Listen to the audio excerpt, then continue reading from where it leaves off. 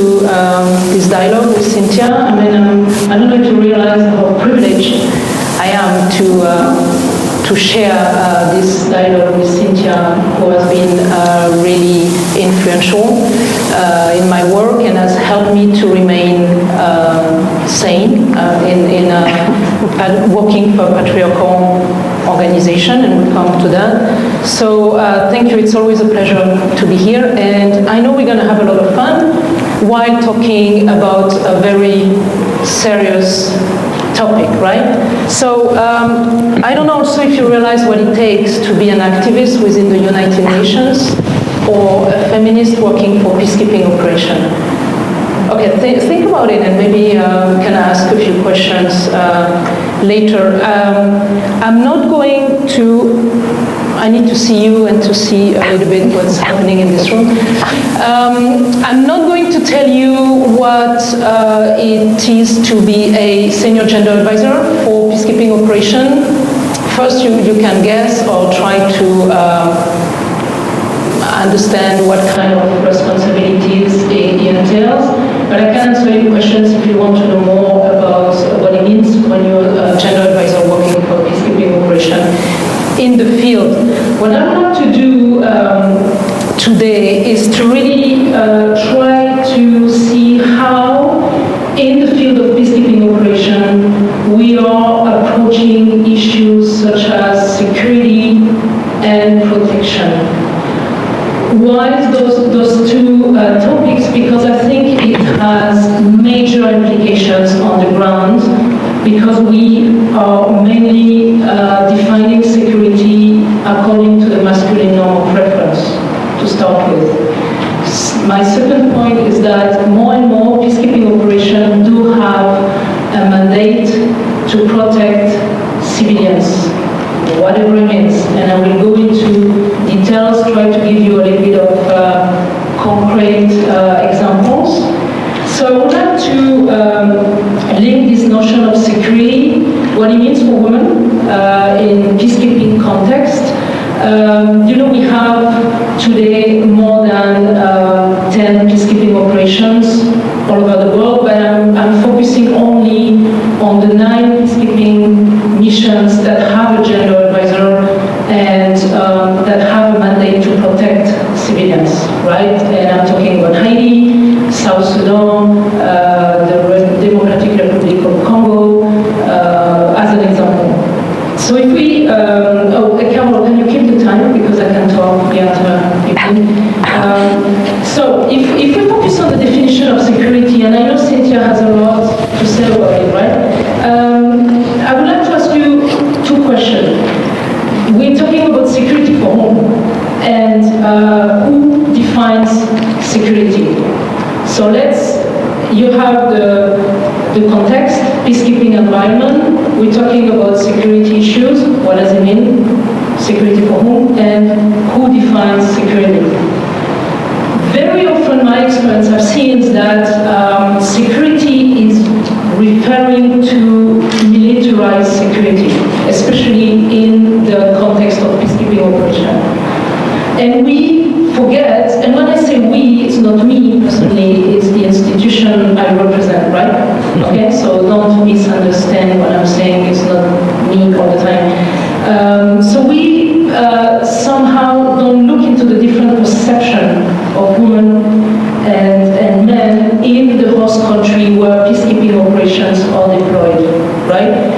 If I take an example, Sierra Leone, for instance, is generally classified as a post-conflict environment, right? But most women in that country do not consider themselves to be living in peace, right?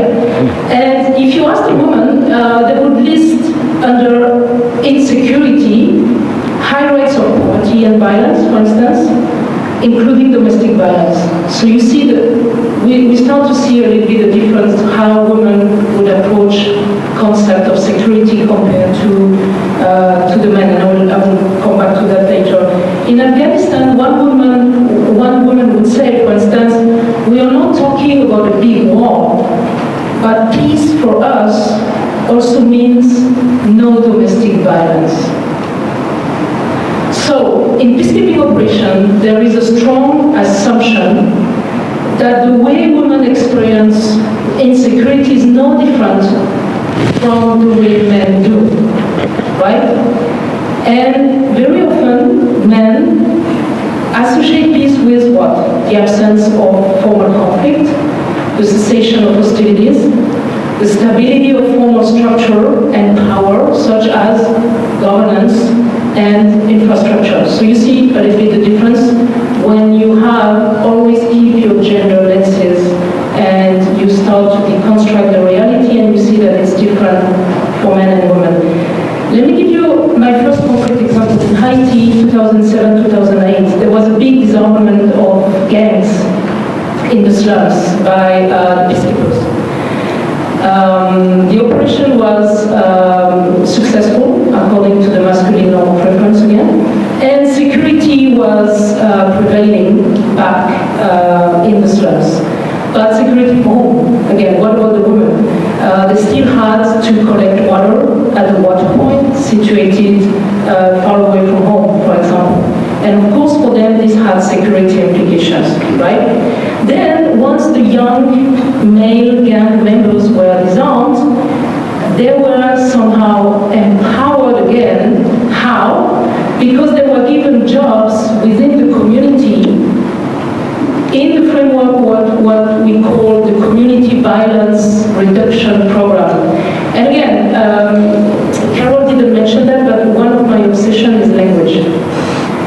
So pay attention to language and really try to listen carefully when we are talking about the experience of men and women in security, and try to understand that we are not talking about the same thing from the same angle. So if we're talking about Community Violence Reduction Program, it's not that obvious for everybody that we are really going to reduce the violence within the community, all right? One also, a big issue we have when we're talking about security and peacekeeping is that a lack of assessment of the situation on the ground prevent us from really understanding what security means. And for me, the most important thing to highlight is that there is a real lack of sex and age disaggregated data. So if we don't, and that's, I'm turning to Cynthia because she's the one who highlighted this for me, is that of course, if you don't have data from the field, and you don't know exactly what are the reality of the men and the woman, you don't have sex and age disaggregated data, then you don't have a clear understanding of what's going on in the field. And if you can't identify the real issues, you don't need to address them, right? So I think you have, again, to be a little bit curious about what's going on in the field.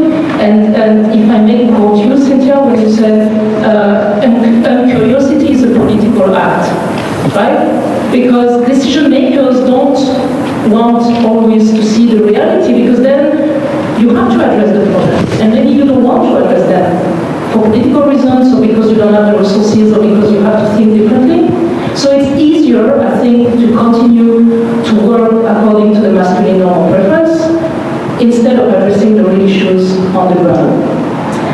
And something that you realize also, why are we so quick at trying to disarm the young men in gangs? Why are we so investing so much in the disarmament and demobilization program by focusing mainly on men? Here again, the lesson I learned from Cynthia is because insecurity that is male on male, remember that? For instance, the armed militias or the gang fighting on each other. This violence is more detrimental to political stability and stable government than the violence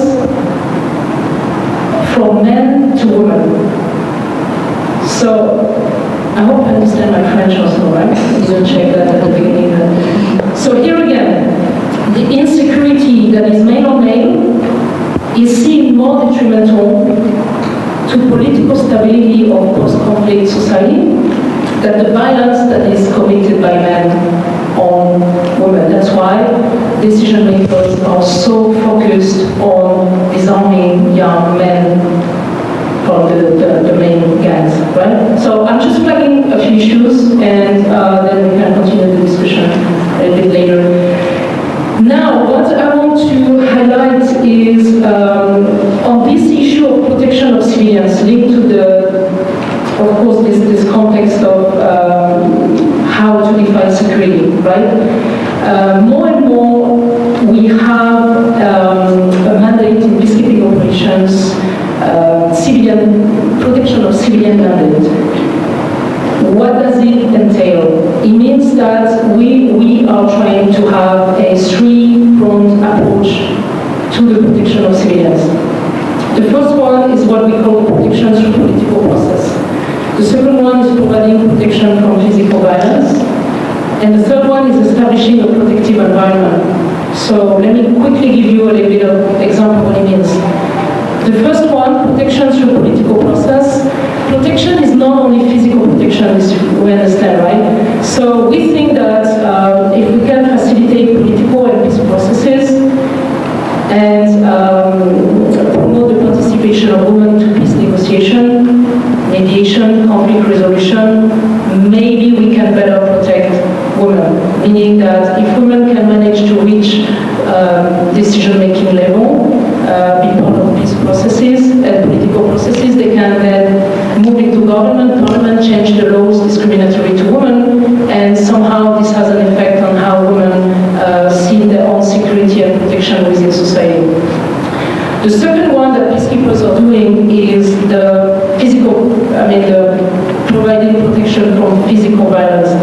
This means patrolling, especially for talking about military peacekeepers, ensuring freedom of movement, road security for refugees, IDPs, early warning measures. The third one, establishing a protective environment, is mainly the promotion of legal protection, facilitation of humanitarian assistance, and advocacy and support to national institutions. So try to keep in mind this mandate to protect civilians is very broad, it's very vague, it's focusing on a three-tiered approach to the protection of civilians. I'm not sure it works. Just leave it open like that, and I want to give you a concrete example of what it means, this protection approach, when we're talking about conflict-related sexual violence. I use this example because they're pretty concrete and action-oriented. And again, I'm telling you what we're doing at the UN, right? So you can agree, disagree, I'll be happy to hear what you have to say. It's not my position at all. My position is a little bit different, but we can deconstruct together, right? So, in the Democratic Republic of Congo, if you take one of the concrete examples, the peacekeeping operation is trying to really fight against issues relating to sexual violence. And you know, we have, beyond the resolution 1315 on women, peace and security, we have now more resolutions, some of them focusing mainly on sexual violence. So the peacekeepers, the decision makers in peacekeeping operation came with some ideas to protect women and girls from sexual violence, right? And I'm going to give you a few examples, and you will tell me if you think it's great, it's going to really protect women and girls, and we're going to stop violence against women in the Democratic Republic of Congo, if you think it's a little bit shortcoming, right? The first one, again, the preventive physical patrol, and this is the peacekeepers are trying to tailor protection to women's mobility patterns. What I mean is that they will organize, for instance, firewood patrols, water road patrols, and market escorts.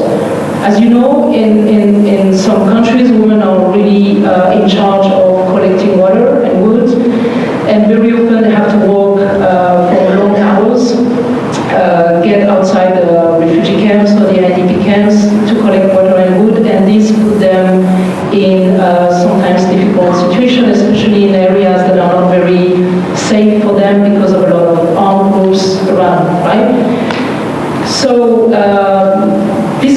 thought that it would be a good idea to patrol along those roads and accompany the women to collect the firewood or the water.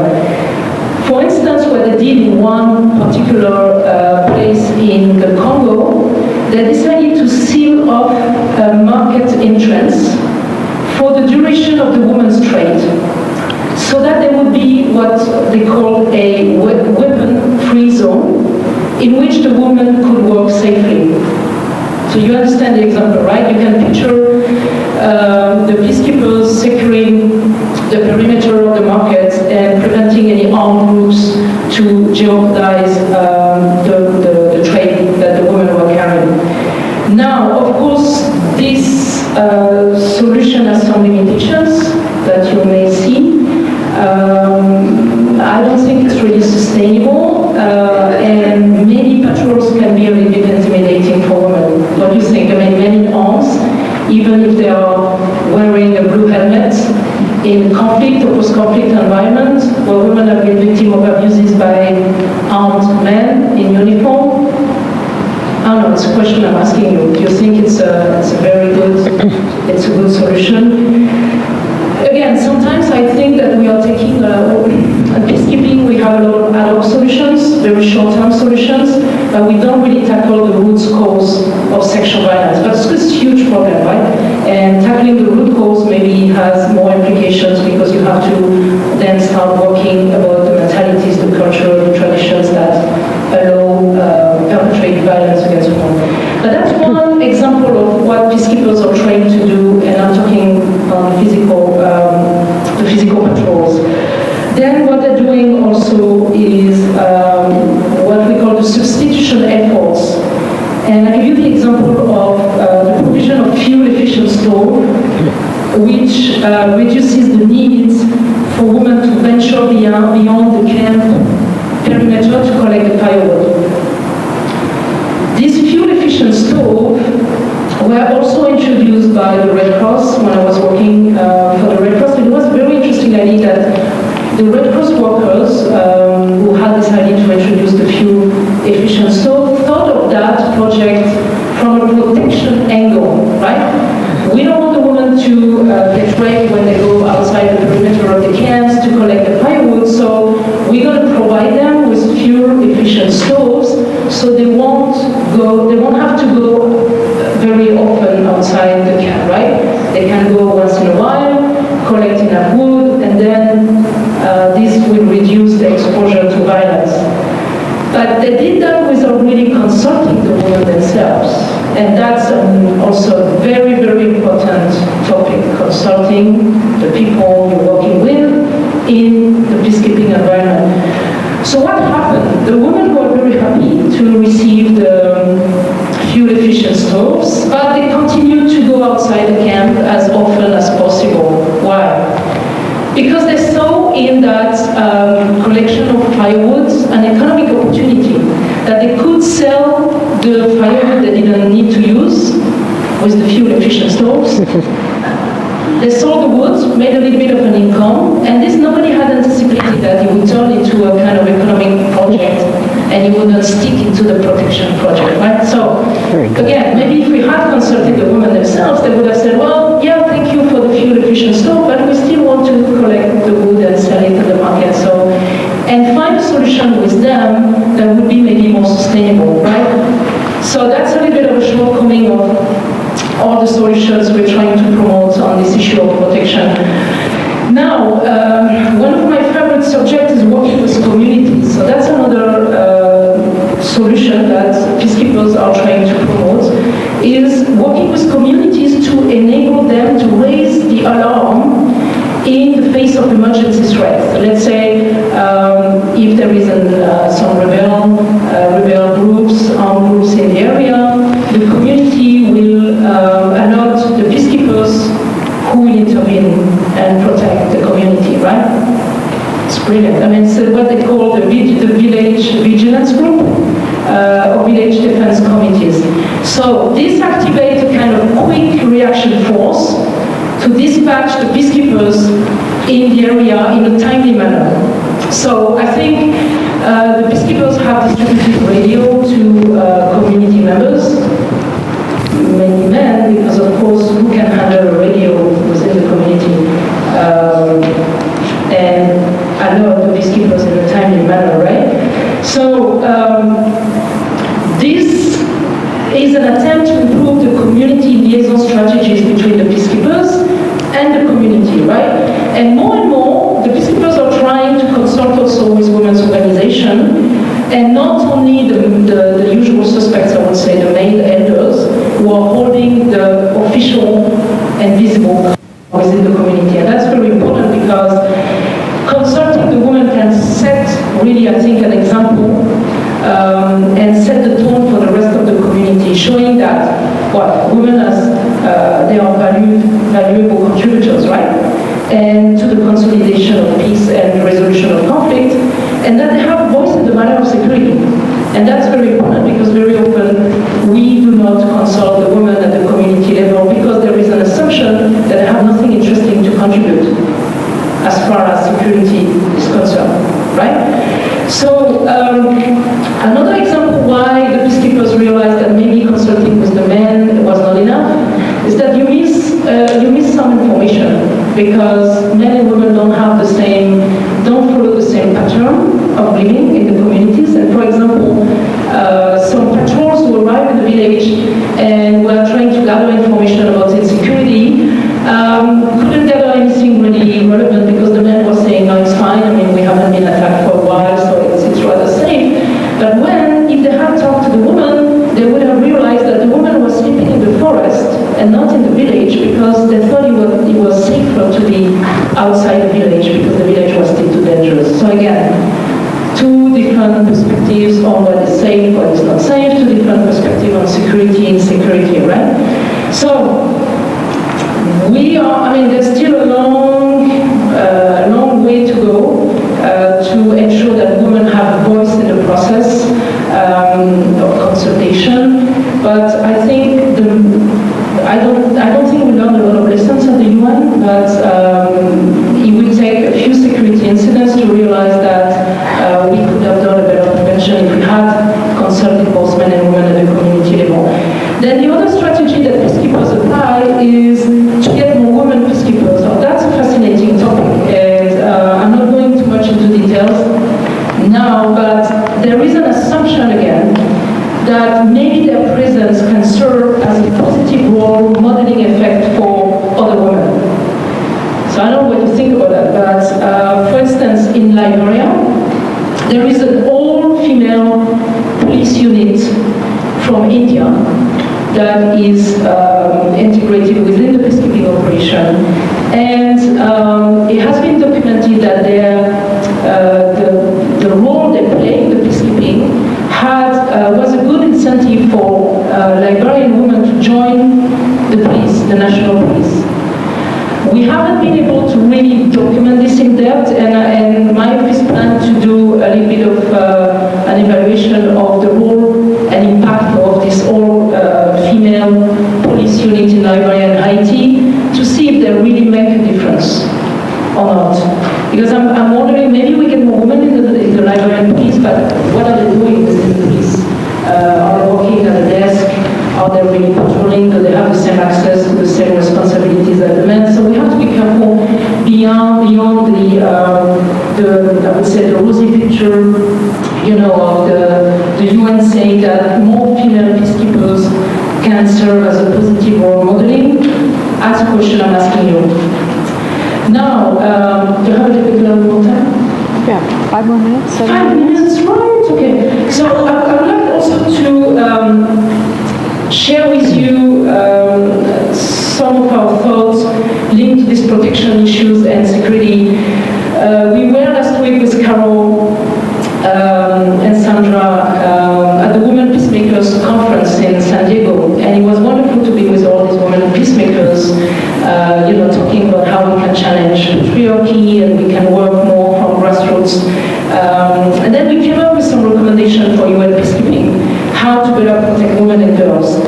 And I would like to share with you 3 main recommendations because I think they're key if we want to do business a little bit differently.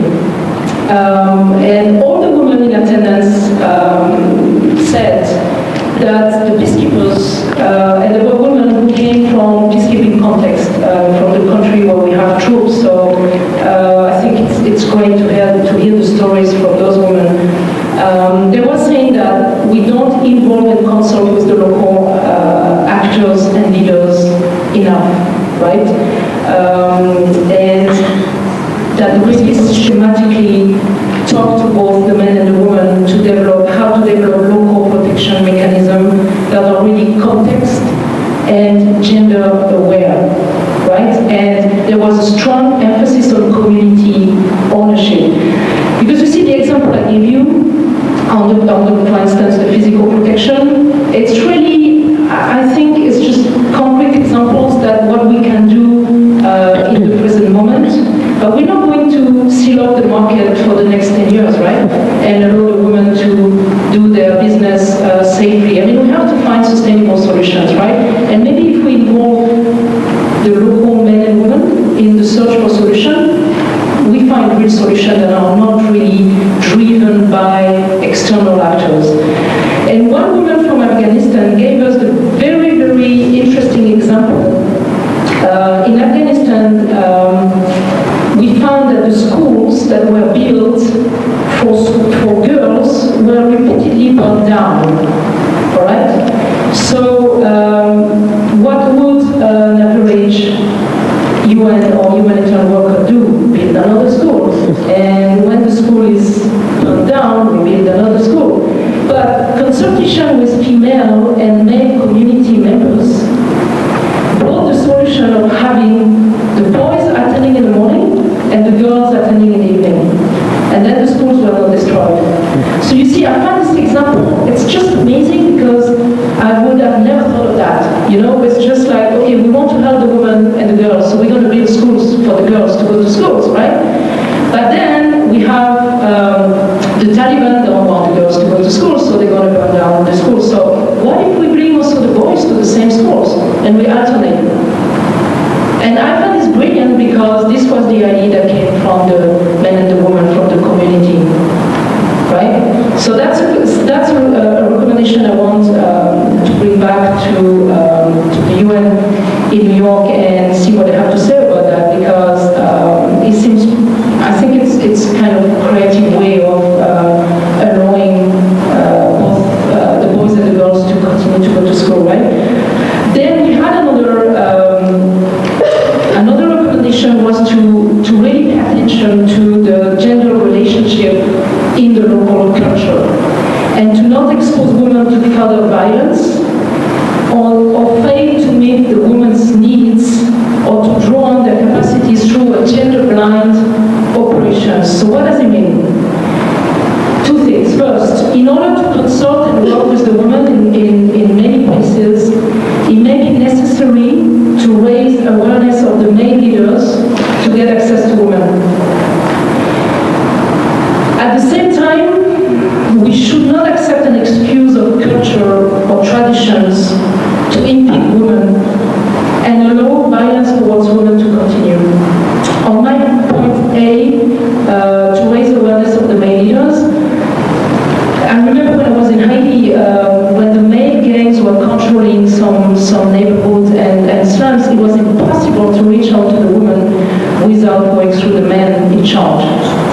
And if we had persisted in wanting to reach out to the women and bypassing or overlooking the authority of the men, this would have really repercussion for the women, and it would put them really in jeopardy within their own community. So the issue was to sit down with the men and explain the activities we wanted to really carry out at the community level, get their approval, and if they were not, they didn't approve, well, try to convince them that it was good for the entire community. So I think sometimes we have to be a little bit careful because we arrive, we deploy a mission, we have all the solutions to all the problems of the local men and women, and we make a lot of mistakes, and we expose women to more violence. At the same time, when I'm saying we don't want to accept cultural traditions as an excuse, it's because I've heard very often by peacekeepers saying, oh, you know, we cannot intervene because it's not in our mandate, and violence has always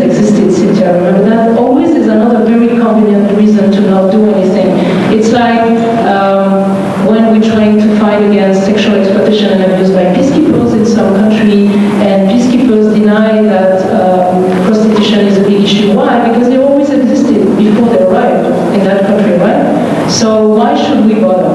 And I think these two issues, raising awareness of the male elders, the male leaders, elders to get access to women, at the same time not getting trapped into cultural traditions is a little bit of a dilemma sometimes.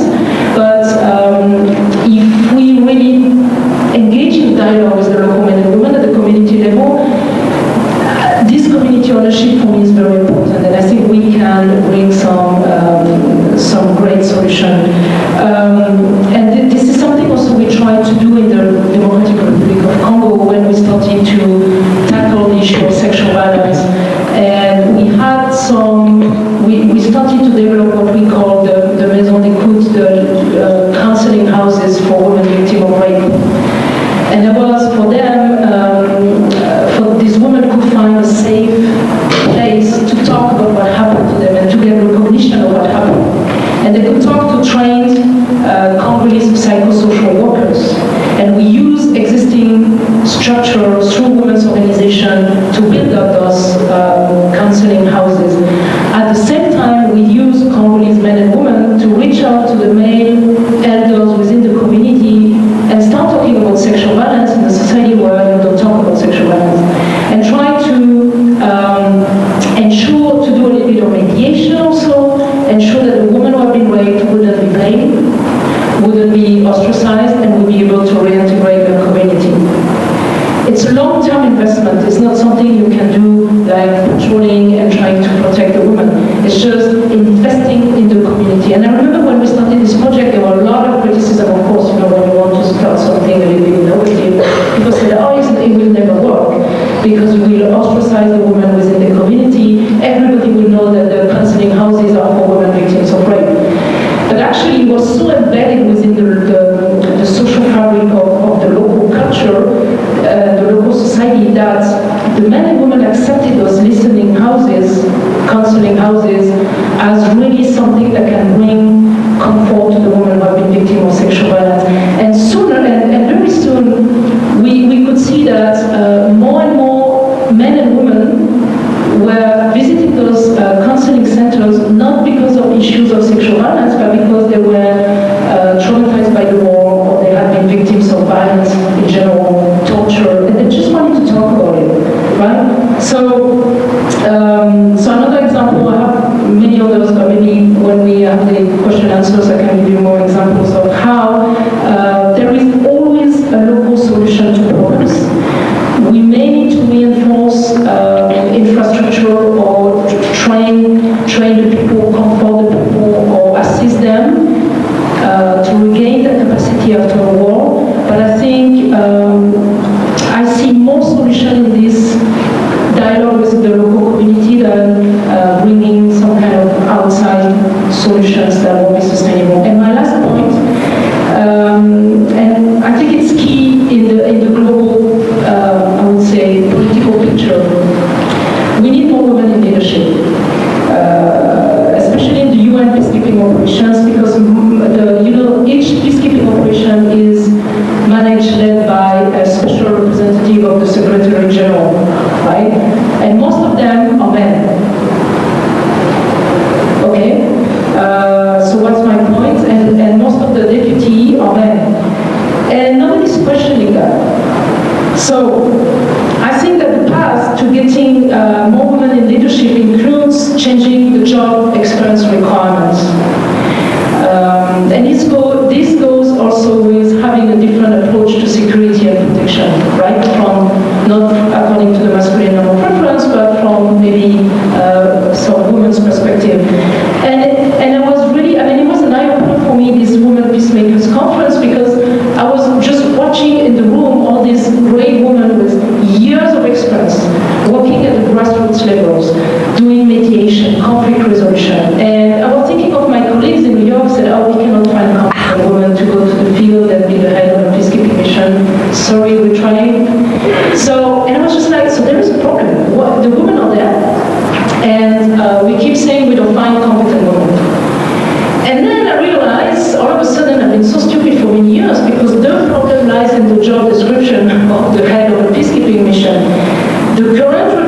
movement actually is more leading to the man typical career path, but like from a minister, from a diplomat, from an ambassador. So it's not necessarily reflecting the experience that could be useful in those positions. For instance, instead of requiring 10 years of diplomatic experience and finding only a pool of men, we may want to include things as grassroots peacemaking experience or activist experience with political commitment, right? It's obvious now, don't you think so? It's obvious. That's why, but nobody's questioning that. And myself, I never questioned that for many, many years. The women are there, they're competent, but they may not have the requirement that is today used by the patriarchal organization to promote the same men who have been in business for the past 10 to 20 years, right? So, I'm going to stop here, I think, right? Anyway, it's great to be here. It's always great to be in anything that Carol's organizing, and it's always a lot of fun to be a co-conspirator with Nadine. Conspiracy has a lot to say for it. It means breathing together. I've learned so much from Nadine. So what I thought, I'll come at this a little differently, but then really think on just turbulent here. Think about what you want to ask Nadine, right? And make it as hands-on and as gritty as possible, right? You don't get many chances to talk to somebody with Nadine's experience and insight. So, okay, verbal, write down questions, think about what you need. What strikes me in the several times that Nadine and I have talked, informally and formally, and Carol and I, and Sandy and I, and Jane and Katya, is that you shouldn't be able to come out of any undergraduate or graduate program today without having the capacity to do gender analysis. You should not be able to come, I don't care what the program's called. I don't care whether it's an English major or it's global governance or it's especially if it's engineering. Oh my God. You should, none of us should, I came out of Berkeley, this was Berkeley when Berkeley was allegedly radical. It wasn't all that radical. I had never heard the word gender, I certainly had never heard the word feminism, and I certainly had no idea that thinking as a feminist about gender analysis, I could be smarter about the world. Nobody in 1960s Berkeley ever suggested that that was a possibility. So at this point, we cannot operate in this world, I think, unless we have gender analytical skills. And they are real skills. You have to develop them. It's not just about being good. It's not just about being conscientious. It's not just about being well-meaning. I can be well-meaning about my car, and it still doesn't mean I can change the oil, right? To do gender analysis means you actually have to get up to speed on what it means to do gender analysis. And you could hear Nadine doing gender analysis of program after program in UN Peacekeeping.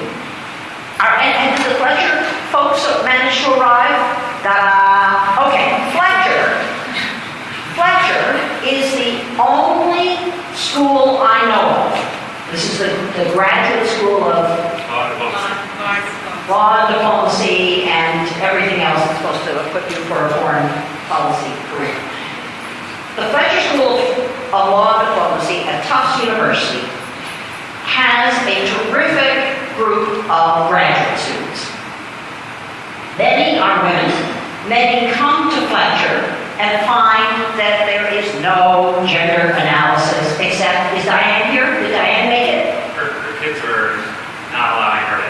Oh yeah, that's kids, they have their own politics. Okay, unless you have the chance to take Diane Mazarana's course at the Fletcher School of Law and Diplomacy at Tufts University, you will come out of Fletcher and have no gender analytical skills. And worse, you won't know you're missing anything. So The gender smart graduate students at Fletcher decided to do something that nobody else has ever done, but they should be used as a model. They decided to do a feminist gender analysis. A gender analysis without feminism means you're not really curious enough about power. So, to do a really good gender analysis, which means you're not only interested in masculinity and femininity, you're interested in the workings of power as they shape both, and that both of them shape power. Right? So what they decided to do at Fletcher, these really terrific graduate students at Fletcher, they decided, was it 3 years ago now? 3, right? They decided to do a feminist gender analysis of the Fletcher School of Law and Diplomacy. Oh, you say, right? So is there a gender analysis of UMass Boston? Is there a gender analysis of Wellesley?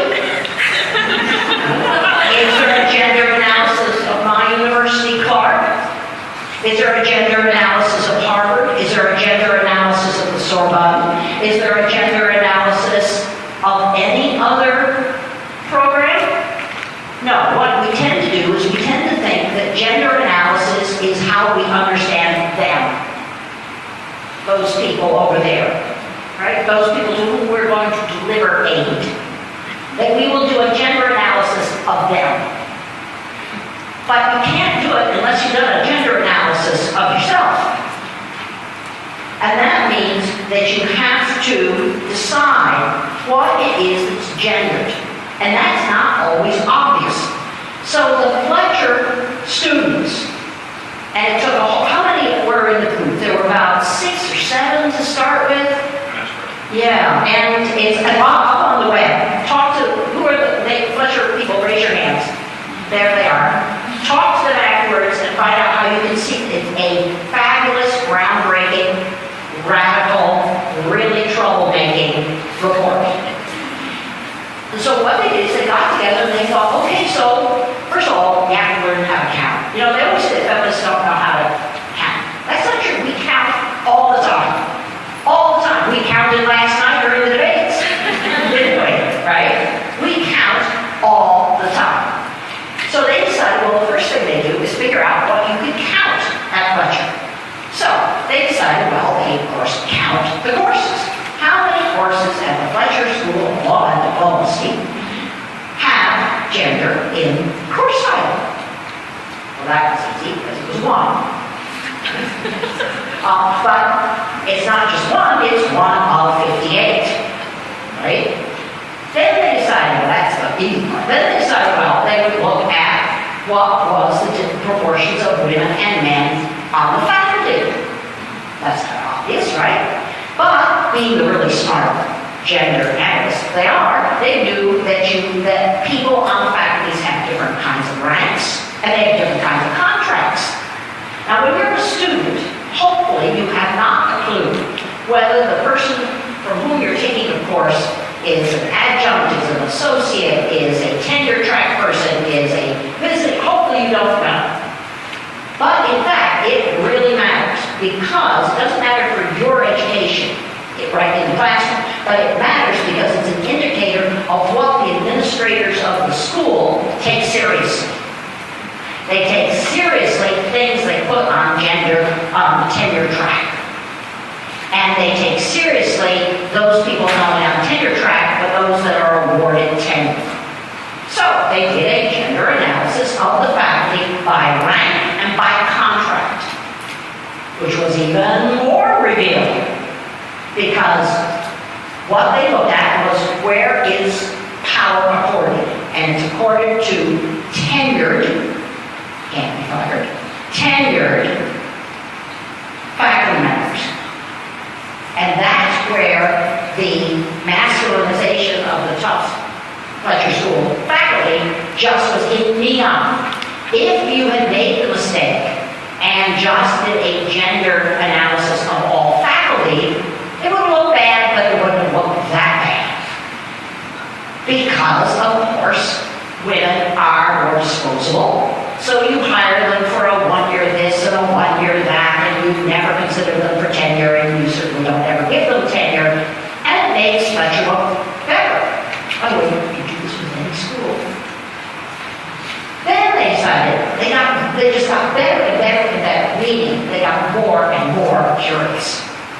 So then they started to do an analysis of syllabi. You know, those things that professors work on and hand out, and supposedly they correspond to maybe this, maybe it isn't. And they decided to, Jane and I had a conversation, they decided to do a gender analysis of which readings are assigned. Which ones are optional and which ones are required. And they, again, just all they did is count. Really easy. They just went through and counted what percentage of all required readings were written by men and what proportion of all required readings were written by women. Graph, you know, picture it. Okay? But they were really great. They then went and started to do interviews, because if you're doing gender analysis, you've got to have interviewing skills and you have to have ethnographic skills. So they decided to go talk to faculty members, women and men, a few women there were, and men, to ask them, well, where was gender in their thinking about this topic? And they got some of the most interesting answers. They found that a great number of the men who they asked this question of about their own courses said, well, they didn't want to introduce either the topic of women or the topic of gender, which most of the male faculty members thought were synonymous.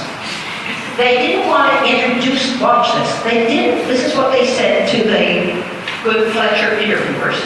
They didn't want to introduce that because they thought it would make the men in the class uncomfortable. Now, I don't know what you all think education is, but I thought it was about being uncomfortable. I thought that was the point. I mean, if I'm in a class and I'm just totally in my comfort zone, I'm probably not learning anything. So this was a pedagogical caring strategy, not to make the students and perhaps themselves uncomfortable. The other thing is, of course, they said, well, somebody else is doing it. And the somebody else at Fletcher is Diane Mazzarani, who has, of course, the biggest classes at Fletcher. And how many were in your class, Tommy? 85. 100. Is 100? Yeah. This is a graduate course. Yes.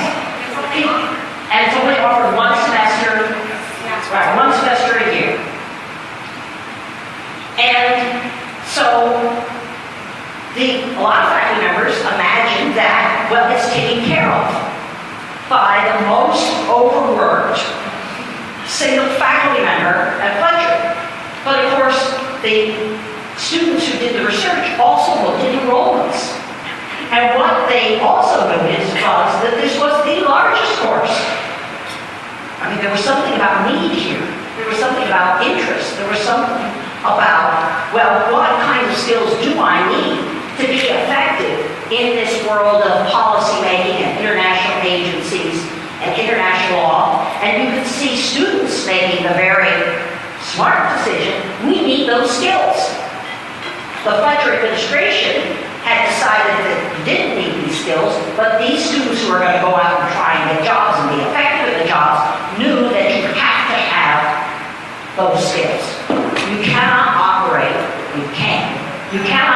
effectively in the world of international affairs today if you cannot do gender analysis.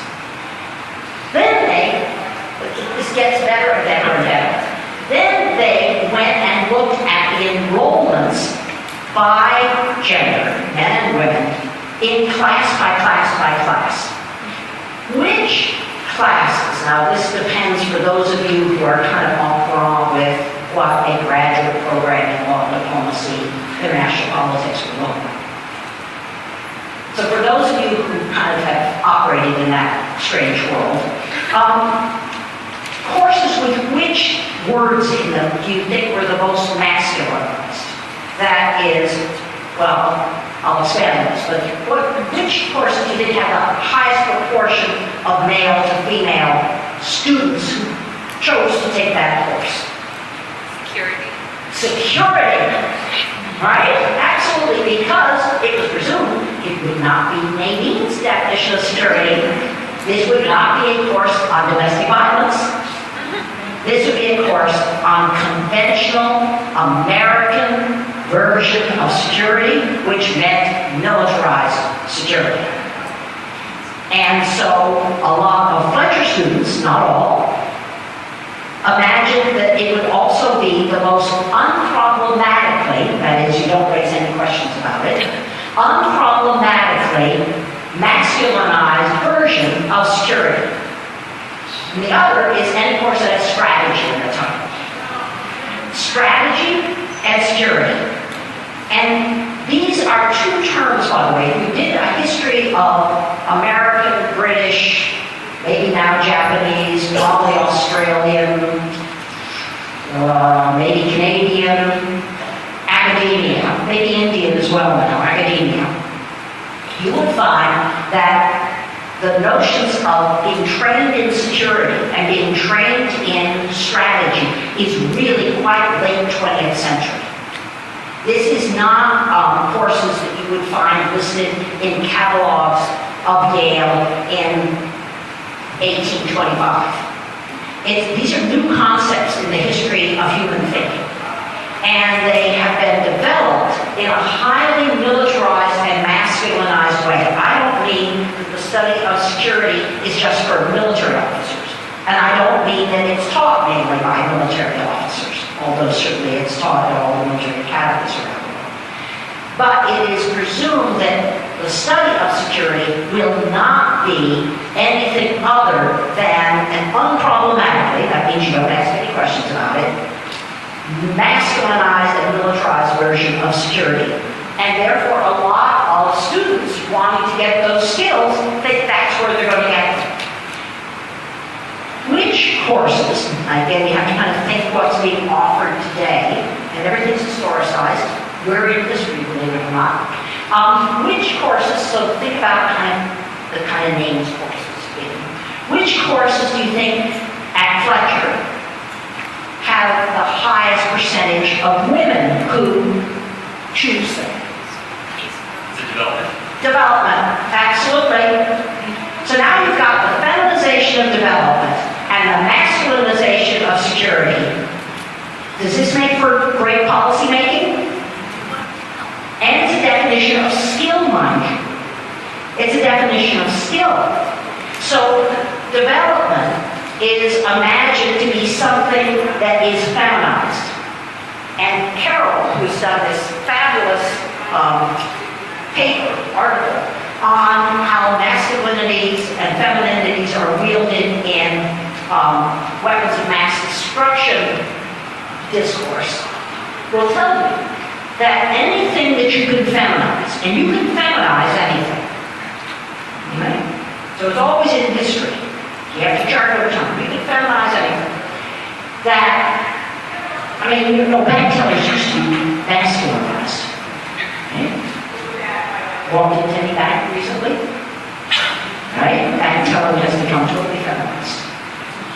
At the start, all telephone operators were men, and it's been feminized. So, if you feminize something in a patriarchal culture, meaning a patriarchal university culture, a patriarchal national culture, a patriarchal UN culture, if you feminize anything, the result is that you reduce its status. Anything, this is in patriarchal systems, anything that you can taint with feminization, you can withdraw its status and authority. This is why male political rivals, with not a single woman to be seen, will try to feminize the other. Right? A man talking about peace will be criticized as a wimp or as soft or even sotto voce, a girl, by his political rival, who says you have to talk about security and strategy, the militarized version. So if development in the current world of academia is being imagined to be primarily a feminized field, you immediately then have sucked out of it its seriousness, which of course is devastating. Devastating for development and devastating for anybody who is trying to make development issues a priority. If you masculinize something in any patriarchal institution or any patriarchal society or set of societies, if you masculinize it, you accord it seriousness. You bestow on it authority. You raise its status. I told this story before, but it has really just stuck with me so much. I was asked by Suzanne Williams, who started the Gender and Development unit inside of Oxfam. Oxfam based in the international humanitarian organization, and which you don't usually think of as a bastion of patriarchy, Oxfam. But she felt that in fact there was enough gender consciousness about the actual dynamics, not only between men and women, but between masculinized and feminized ideas and projects within Oxfam. So she started the Gender and Development Unit, really a cause, really a deliberate burr under the Oxfam saddle. So several years ago, Suzanne asked if I would come up from London. I was just there for a brief time. Would I take the train up to Oxford and come and do a lunchtime, bag lunch, informal discussion? She said, oh, sure. And I said, oh, sure, because I know nothing about Oxfam. And like all of us, you accept invitations because you're supposed to do the blah, blah, but in fact, you want to know what the hell's going on. So I thought, oh, this is great, okay. So, and the room was packed, and Suzanne was just amazed. She didn't think anybody would come to have this conversation. But people brought their sandwiches, and people sat on the windowsills. It was both men and women in the Oxfam headquarters, all of whom had spent time in what's euphemistically called the field, which always means a place you don't consider your home. And so it was a really good, it was high energy, low quality lunch. And it was a room with a blackboard. They obviously had trainings there. So after I talked a little bit, I said, so look, I don't know anything about Oxfam. I mean, I'm an admirer of it, but I don't really know how you guys work. I said, so tell me, what's the most masculinized part of Oxfam? Now this is Oxfam. This is not the U.S. Defense Department. It's not even UNPKR. I said, so what is the most masculinized part of Oxfam? And it was great. So they put down their back. They started whispering to each other because they were trying to figure it out. And so finally a couple of hands went up, and one guy said, the water boys. And everyone else said, oh, absolutely, the water boys, absolutely. What they meant was Oxfam supplies, this is one of its great humanitarian aid functions. It supplies clean water in emergency situations, which means it brings in pipes. It means that you have to know about water supply. You have to know about technical things, and you have to be able to lift the pipes. And what they said was, oh yes, the water guys are the ones who are almost all male, but also it's considered kind of a guy's thing within Oxfam. Now you have to remember what the range of masculinity is within Oxfam, right? I mean, this is not the Green Berets, right? So already Oxfam masculinity is really quite different than we perhaps special forces, Delta Force, masculinity. Not within Oxfam, it was considered the most manly of humanitarian aid jobs. I said, what is the consequence of it being, and this was, it's not written down anywhere, kind of just generally thought of as the most manly thing that Oxfam does. And they said, oh, the women raised their hand immediately and said, oh, well, of course they always get landowners. That is, their job is considered urgent. Their job is considered serious. Their job is considered technically demanding. That is, Oxfam doesn't have a lot of resources, but getting the Land Rover, that's big. And the second thing they said is, well, and also, because of course then these are really smart people, so they began sort of thinking it through, and they said, well, the other thing is that when we come to a refugee camp and have to set up the water pipes, we are a believer, this is Oxfam, we are a believer in community participation. So we get people in the refugee camps to take part.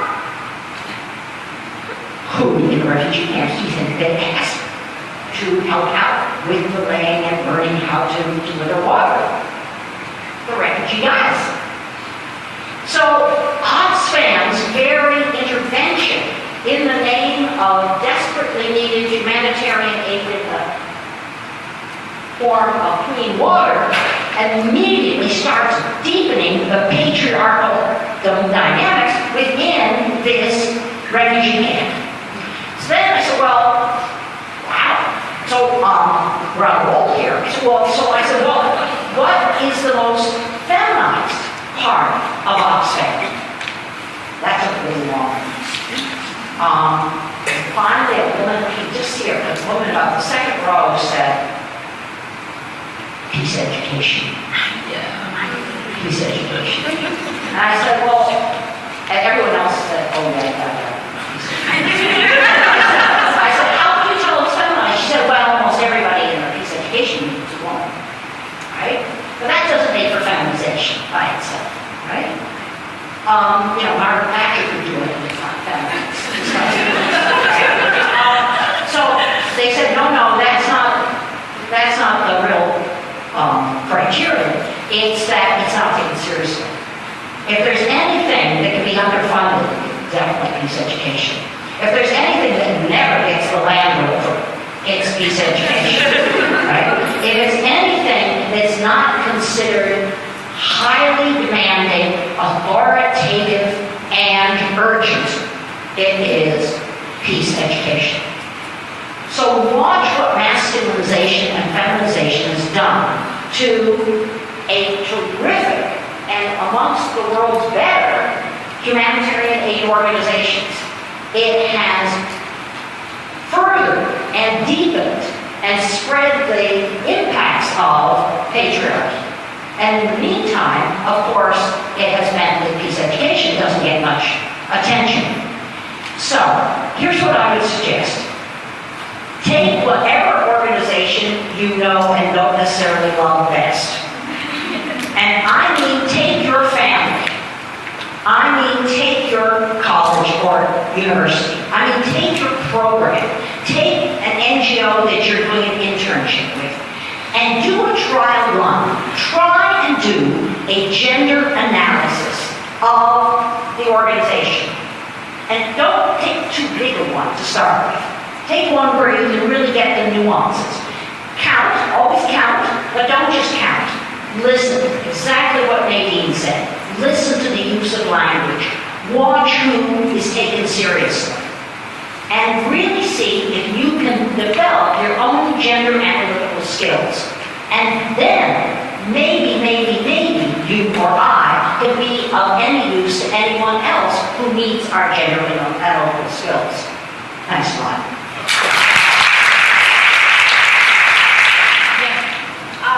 What experiences, maybe some successful ones, could you give us some hope about regarding attitudinal change? We know the horrors of using women as victims, as pawns in war. We know about that. So on the ground, are there any experiences of education and attitudinal change for men and women both?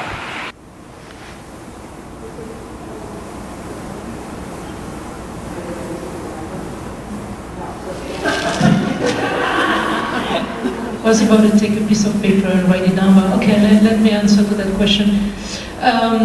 You know, in peacekeeping operation, we don't do that much education and attitude change. I mean, also maybe we do without knowing it.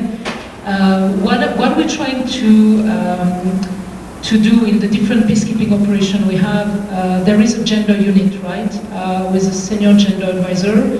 And we are trying, I think, the most difficult part is to mainstream gender, and everybody understand what it means, gender mainstreaming in this crowd, right?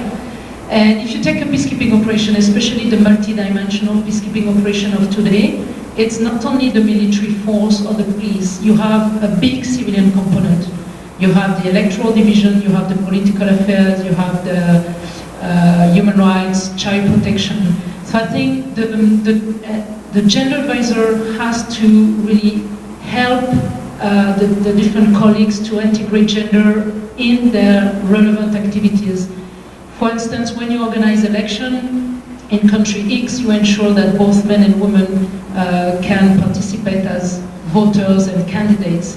And in Haiti, we did a lot of voters education involving also the women and training female candidates because they had less means than the men candidate. They were never invited to any meeting or any radio program because, of course, you invite the most obvious actors within the society. So I think we are slowly helping to change the way the attitudes and the behavior in post-conflict, trying not to rebuild the country as it was before, because you know there is a tendency to go back to the status quo antebellum, and maybe women don't want to go back to that status quo because it was discriminatory to them, right? So I would say the positive example I can give you are mainly part of the programs and activities where we're trying to bring the voices of women to the table. But before I forget, I would like to add something to what Cynthia said. Very often we don't pay attention to the way we are reproducing the sexual division of labor in post-conflict environment. Because I've seen when I was in Senegal working with the Red Cross, the men were hired to build, like your water boys, to build some, participate in some project building schools or different infrastructure, and they were paid, okay? They were paid labor. And the women were asked to provide the water and the food to the men every day, but they were not paid. It was voluntary work. So this made me think that, oh, but that's exactly what we expect women would do. At the household, they will cook and take care of the family and the men, but outside the household, they were really taken for granted that, it was taken for granted that they would provide the assistance to the men who were working. And then the head of the project, the Red Cross worker, said, oh, we're gonna have a big celebration for this project and we invite the entire community. And I turned to him and I said, and who will cook? And he said, but the women, of course, will cook for the community. And it's like that all the time. So that's why you have to be extremely vigilant and pay attention to who is doing what. And you will see, if you take any situation post-conflict, that there is, I would say, a replication of the sexual division of labor that you may have in time of peace. Do you want to add something? Hi, I'm Gia. I'm a senior at Wellesley College. We actually just came from a gender and conflict class but right before this, and we've been talking a lot about like insider-outsider relationships and that whole play and power. And we were wondering, or I was wondering more, how do you negotiate like dealing with traditions that are so deeply embedded in society and kind of talking about gender in a respectful manner? And how like do you even engage in these conversations? Because you can come in and like live in a community, but I feel like at the same time you'll never be completely an insider. And how do you like kind of negotiate that power balance? And also I have a second question. So Nadine, you were talking about like the short-term solutions versus like the long-term effects. And I mean, ideally in like peace theory and stuff, we always talk about like positive peace, right? Like long-term sustainable peace. But how do you put that as a priority when there's such like immediate needs to be met? Like, can there ever be a balance between like short-term solutions while that promote positive long-term sustainable peace?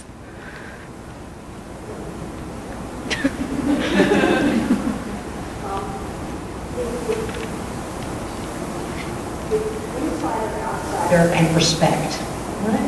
I think one always has to be really careful. Well, first of all, the outsider always has their own traditions, right? It's not the people, as they say, the local people, who have traditions, and all the rest of us, free as a bird, never had a tradition in my life, right? And there is that kind of hierarchical assumption, isn't there? It is that local people, by the very character of their localness, they are burdened by traditions. And that usually means irrational, pre-modern, unhelpful, patriarchal traditions. And we, coming in, by jet usually, from the outside, we are unburdened with traditions. And that kind of, and I don't mean you ever would do that, I really don't mean, because you're much more conscious, but there is that kind of easy, supercilious kind of assumption that really needs to be thought about well. It is much more going to be trying to be helpful, and I'm not of this community. I have traditions, and you here in this community, you have traditions. And so let's see what the purpose is that we are going to commonly work for.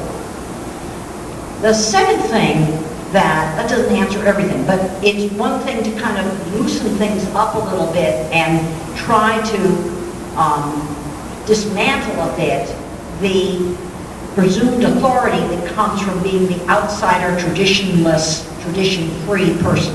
But the second thing, I think, is never to assume that everybody in any community, anywhere, is monolithically in favor of or benefits from the traditions. Every society is got histories of contest. So you nodding your head, right? I mean, there are always contradictions. There are always contests. There are always disagreements. There's not a society on this teeny tiny planet that doesn't have dominant traditions and then contesting of those dominant traditions. And once one opens that up, one doesn't just always imagine that tradition, capital T usually, is monolithic, and to raise questions about its workings, about who benefits from it, about what their alternatives, is disrespectful. As soon as you realize, and yet that means you have to be curious about it and find out something. As soon as you realize that there are lots of different kinds of marriages that have gone on for years in this local community, that there have been lots of different ways to be a boy in this local community, that there have been lots of different ways for women to negotiate their lack of property rights in this community. That kind of opens things up a bit, and it means that there is a possibility that in fact there is an alternative stream within the community's ongoing fluid culture that can be tapped. And that's really different than I've just flown in from Geneva to tell your monolithic community to chuck it, right?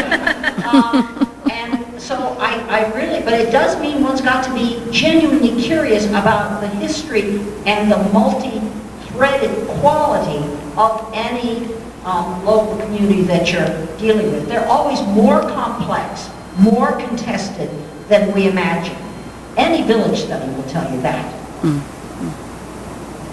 Yeah, to add on what you were saying, to jump on what you were saying, I'll give you an example of the danger of not really paying attention to the cultures in the country you're walking in and the traditions.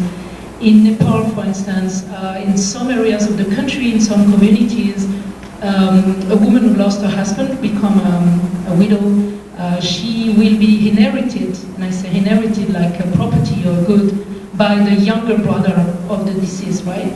So the brilliant Red Cross workers, who used to be my colleagues, they saw that, the poor woman, she's a widow, she has been inherited by her family-in-law, and we have to liberate her from that. So they decided to give her access to income-generating projects so she could be completely independent, right? I mean, that's a brilliant idea.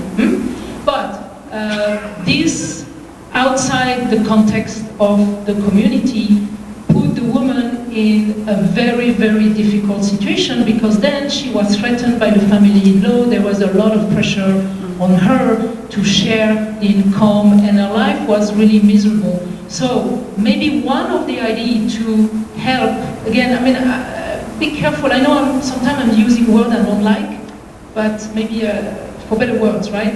To maybe assist the widow, the idea would be to assist also the family-in-law.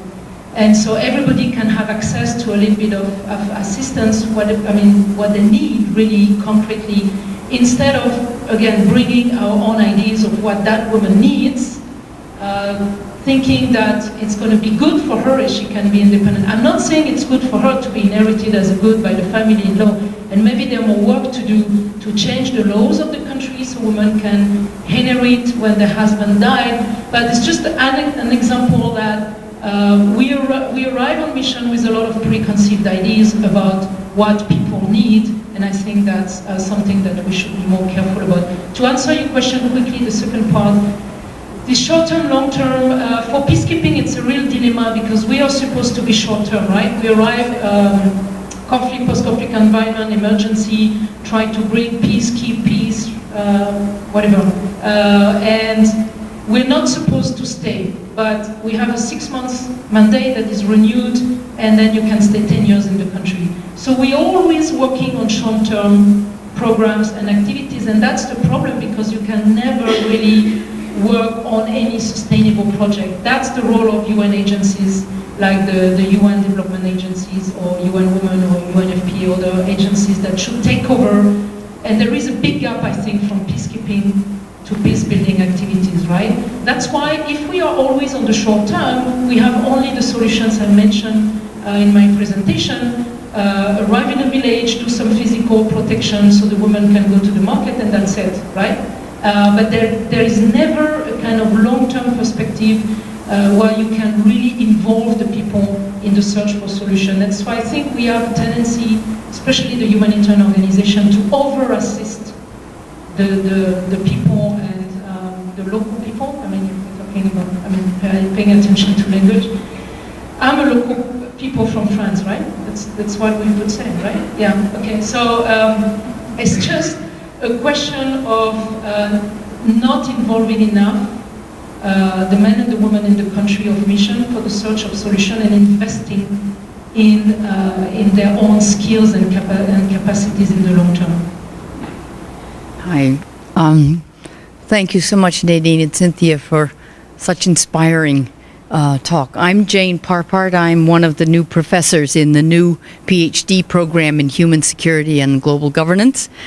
And I teach a course. We have a full-time course next term on gender and human security, but I'm teaching plain old human security this fall, and I realized that my syllabus is littered with feminists. And I finally looked at the students, I said, this isn't just because this is all I do, it's because these are the most subversive, best, most critically analytical articles that exist on taking apart this human security, which has security and development with their sort of gendered tensions in them. And So we're trying to do that. But I have two questions. The first is, Nadine, you spoke of about domestic violence, and you were speaking mostly about women and children, but there also is violence against young men and men who, especially men who in some way subvert the patriarchy. And it seems to me that that's also something we really need to talk about. And so that's one question. The other question is, I have a long-standing interest in the way in which, in Africa in particular, after nationalist struggles, there's been a very strong discourse about the need for women's advancement and gender equality, along with certain rules put in place in certain institutions, and over this has failed and is wound up being a very patriarchal states with gutting of the women's institutions and even gutting of laws that are supposed to improve women's lives. It seems to me that we need to look at and this is one of my projects in my mind, just like your reaction to it. It seems to me we need to look at the gendered notions embedded in imagined peace. In other words, in the period of conflict, when people are talking about the future, how is it gendered? And as an example, in Canada and the US during World War II, women, Rosie the Riveter was a heroine. Everyone were talking about the new woman who was saving the world. But the imagined peace was Rosie back in home with the two kitties and the dog, and the husband back with a job. And it was an imagined peace that was very unequal and very patriarchal. But we never put that until that wonderful book, Betty Friedan's The Feminine Mystique, that actually put that all together. So my question is, these are the questions, and I'd like your thoughts on them.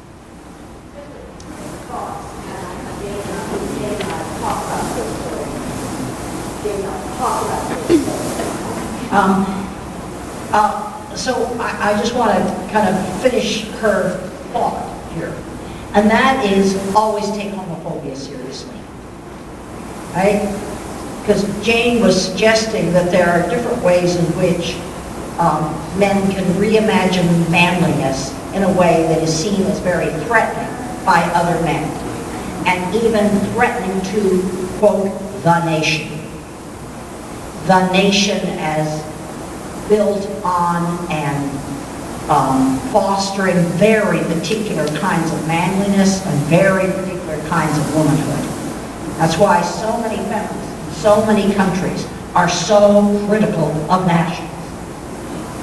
Even those women who in fact have come into political activism through their taking part in nationalist movements, they, if they become feminists, become very critical of nationalism. What has been less talked about, more talked about now in Uganda, a lot, where homophobia is now rife, and backed by the government. But also in South Africa, where the gay men's movement was so integral to the anti-apartheid movement. So in Uganda now, in South Africa, particularly in the 1990s, there has been a lot of discussion of the ways in which homophobia directed towards men who refuse to conform to particular sorts of nationalized masculinity become the targets of discrimination and outright violence. And it does mean that to be serious about the patriarchal character of nation building, one has to be serious about homophobia. It works differently towards women than it does towards men. Lesbians are considered traitors because they refuse supposedly to be mothers, which of course isn't true. But men are seen as traitors because they refuse to stand up for a certain kind of manly nationhood. So take homophobia seriously, contemporarily, and watch for the international dynamics of homophobia. As many of you know, because you follow Ugandan politics, one of the most insidious international dynamics in Uganda is American evangelical white Protestants preaching of homophobia in Uganda, with a lot of money behind it from the United States. And that has then reinforced the homophobia of local Ugandan homophobes. So there is the international politics of homophobia. And it's just really something to think about a lot. I would just say, hooray for Jane's course on gender and security, and be sure, and if you have the chance, take it the next semester. The one, just to dwell quickly on the issue of violence against men, that's true, violence against men exists. I mean, my point is not to undermine that, but just to tell you that in the conflict, post-conflict, as you know, women are the majority of victims, right? And the atrocity they went through in Liberia, Congo, I think needs a solution, and needs a solution now. So that's why most of the resources have been really focusing on how to maybe prevent sexual violence, rape from happening, but also providing services to those women. And I think that by helping the women, you help also the men somehow. And in the listening houses we have in the Congo, we find out also that more and more men were coming to those houses to find some comfort and talk about what happened to them, men victims of sexual violence. And we had male Congolese psychosocial workers to deal with those cases, but they were not the majority. It doesn't mean that it's not important, but it means that I think we have to take care of what is really seen as a big emergency, and to repair the social fabric of society through helping the women. Hello. It both warms my heart and breaks my heart that there is so much interest in so little time. It is the perfect illustration that institutions need a lot more opportunities for people to learn gender analysis skills. We are going to have to stop soon, so what I want to ask is if the next two of you could try a 30-second question each. Okay, and if you can do that, Tanya, you could do a 30-second question too. We'll give you each a moment to wrap up. Yep. Okay. Take them all together and then maybe they can respond. Yeah, right. We'll try them all together. Right, hi. So I had a question. I've noticed. Oh, I'm Leah. I'm a first year from Wellesley. Hi. So I was just wondering. I've seen sometimes in the general public, or just some people, there's awareness in the general public of general gender issues, gender equality, in terms of jobs, but it sometimes seems like people just think, oh, well, we're fixing that gender problem. They don't look at the underlying idea, and they kind of dismiss it. So I was just wondering, do they dismiss it because there are these kind of outwardly general things like gender equality in jobs, and is there a way to fix that?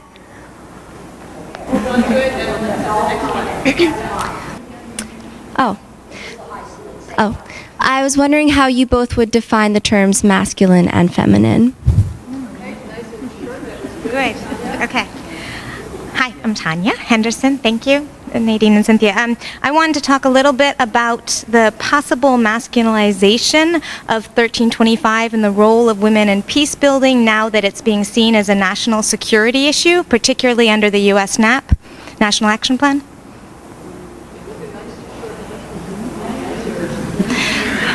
Hi, so I'm Cynthia Solari, and I'm faculty in the sociology department, and I spent about an hour with a student from my social gender class who's distraught because she's a social major and a women's studies minor and thinks she has no skills. So your talk was inspiring. So what I want to ask is, Nadine, how does one become the senior gender advisor to the United Nations?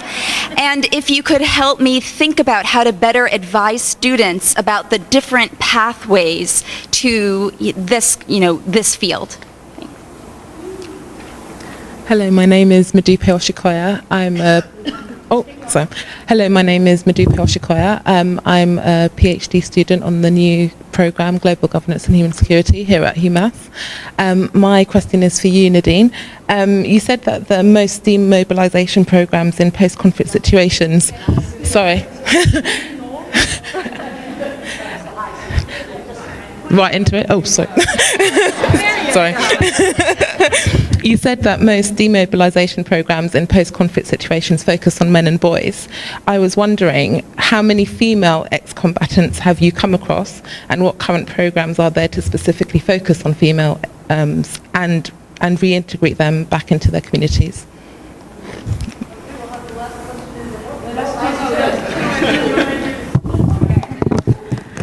Hi, my name is Adeline. I'm a first year at Wellesley.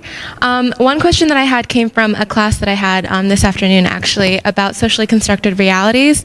So essentially, mankind is full of socially constructed realities, essentially things that they believe to be true. However, they have no reason as to why they think that this, something is true and where that truth came from. So my question is directed at the idea of how feminized things are seen as less important or less urgent. And obviously, that's not the case. However, it could be widely believed in society today that that's the case. So my question is, what can we do to make feminization and feminized things to be viewed as more important or more socially relevant for the future, and as important as masculinized things are in today's society?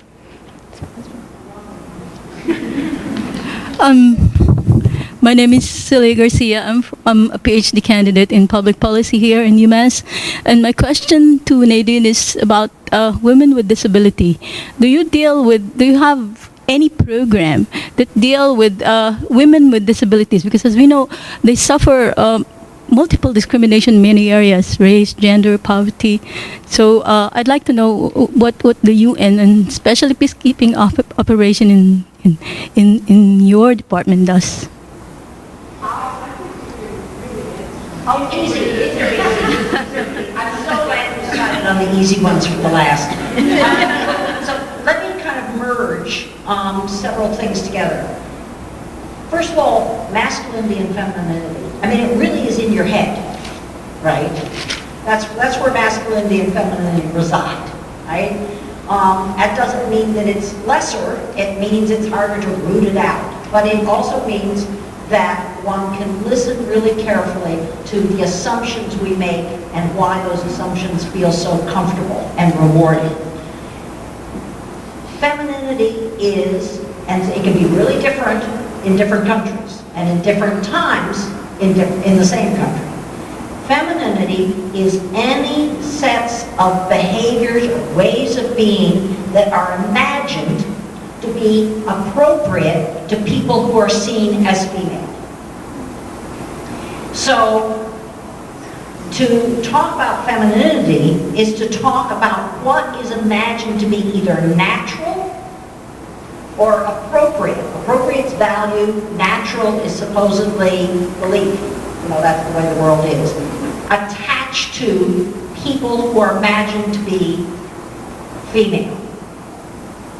You can feminize anything or masculinize anything by taking those qualities and attaching them to a particular course, to a particular career, to a particular way of dressing, to a particular mode of speech. That is why masculinities, plural, and femininities are so powerful, because they're attachable to so many things, and you have to watch them over time. And that's why they're so contested, and they've been contested forever. Not always.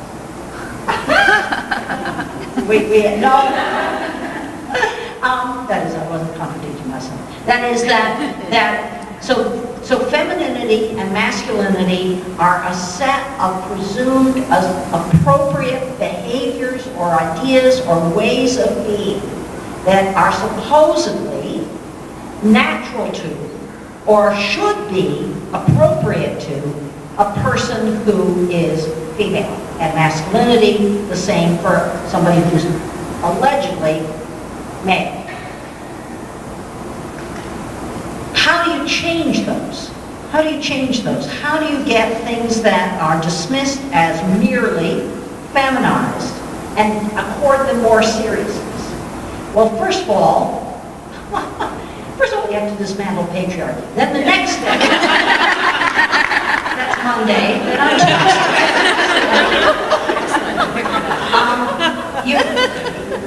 But what you have to do is, first of all, challenge the presumption that things that are feminized are less serious, that are less demanding, are less technical, are less skilled.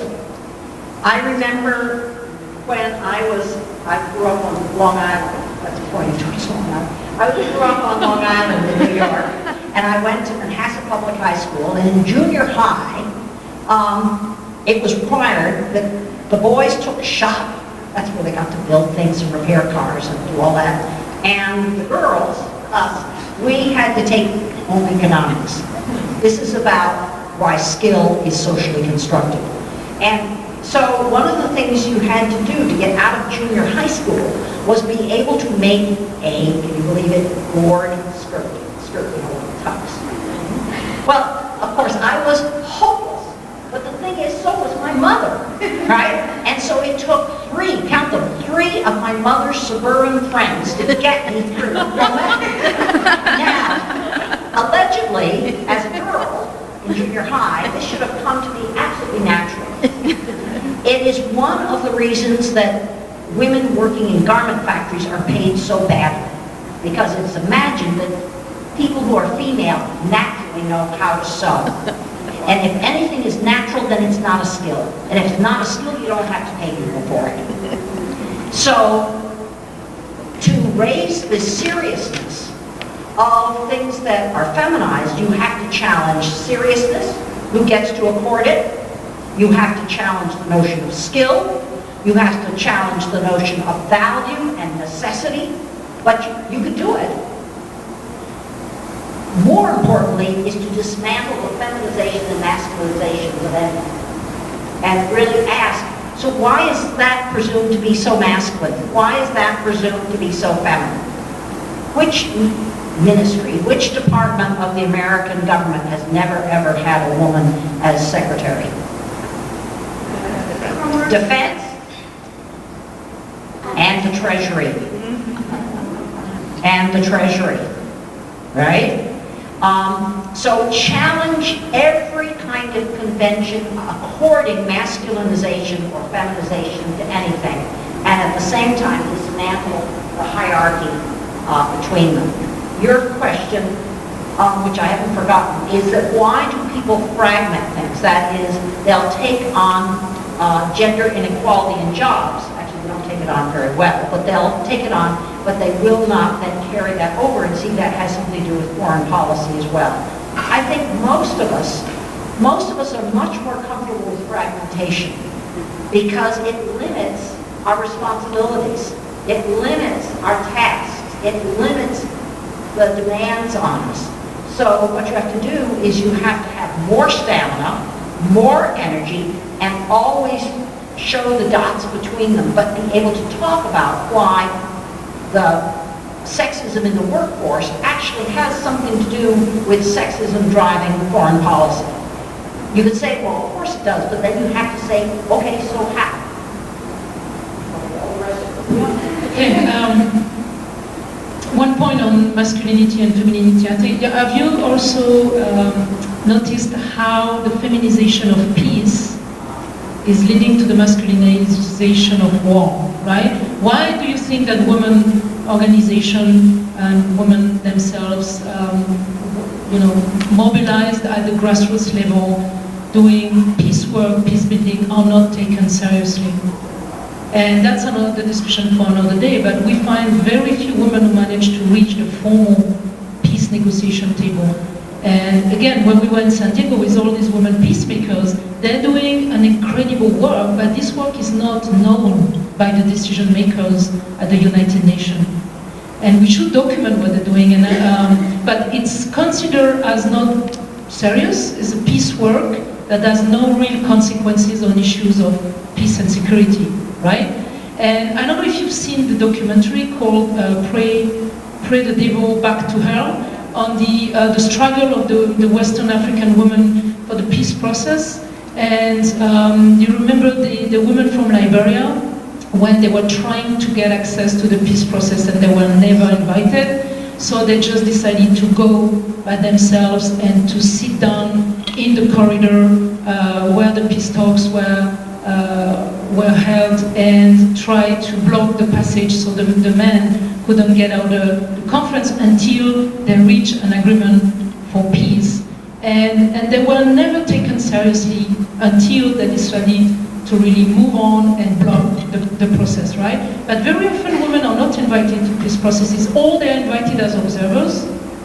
They don't have a seat at the peace negotiation table. And I think it has to do because peace is so feminized that it's not considered as very important. So the work that these women are doing at the grassroots level will never be taken into consideration for the formal and official peace negotiation. And this is something that need to be changed, but it's difficult to change that. Why? Because who are the special envoy, the mediator, who try to negotiate with the parties to a conflict? Who are they? The men, again, we were talking about the men who have so many years experience in diplomacy, international relations, and we don't consider the women at the grassroots level, who I think could do a better job even because they have this training at the grassroots level, but it's not for all the reasons we mentioned earlier. They are not invited because we think that it's not their place to sit at the peace negotiation table, right? So again, I've seen that very often in peacekeeping operation. The peacekeepers, they are living in this very strong, hyper-masculine environment when you have this hegemonic masculinity, right? So they really want to stick to masculine activities, especially the military, right? So everything that is related to peace is undermined and left to the civilians and the women organization, right? There was the question on the agenda, the Women, Peace and Security 1325. It's true that now everybody has a national action plan, the military, the different organizations. NATO has a national action plan on 1325 and they try to implement. But my experience is that I've seen for a lot of military organizations, there is a confusion between, they don't really understand 1325, and there is a confusion between gender mainstreaming and getting more women. And for them, I think it's a question of getting more women as military, getting more women as peacekeepers. And this is really, how could I say, we are losing a little bit the substance of the debate now because we are focusing too much on numbers.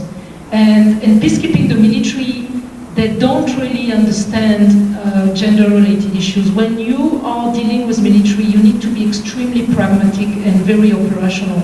So you need to explain and justify why you need women peacekeepers, for instance, and why do we need to integrate a gender perspective, because a rights-based approach doesn't work.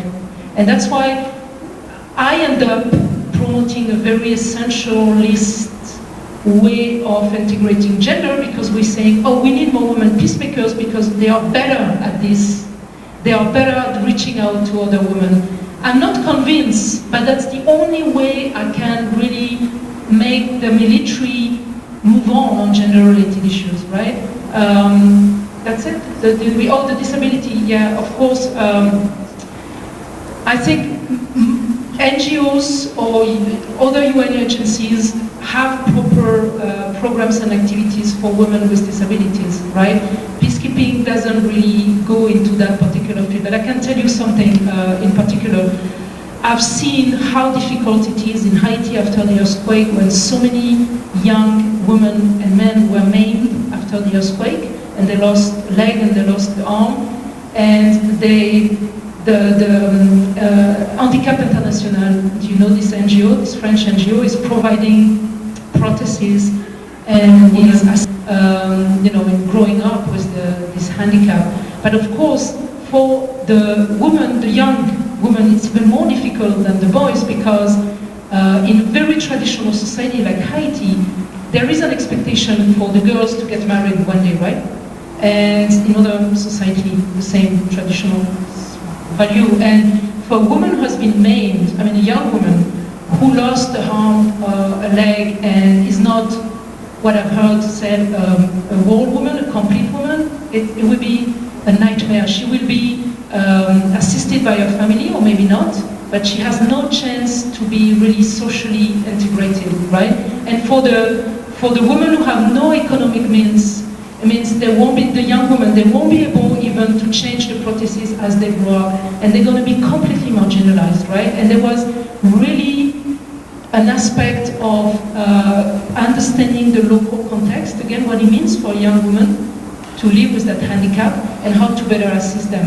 And also because during wars and in times of disasters, people with disabilities, and especially women, are the most affected. They're the most disadvantaged. Yeah, they're the most, because of the expectations at the society about their roles and what they're supposed to do and represent at the society level. That's why maybe your organization don't pay enough attention to those disabilities, except when there is a big natural disaster like in Haiti, and you have a majority of the population affected, and they have handicaps, and you need to really take care of that. But the problem is that there is no gender perspective applied, and we're going to take care of the boys and the girls in the same way, and maybe the boys has better chance to be reintegrated than the girls, right? So that's a very good point, thank you.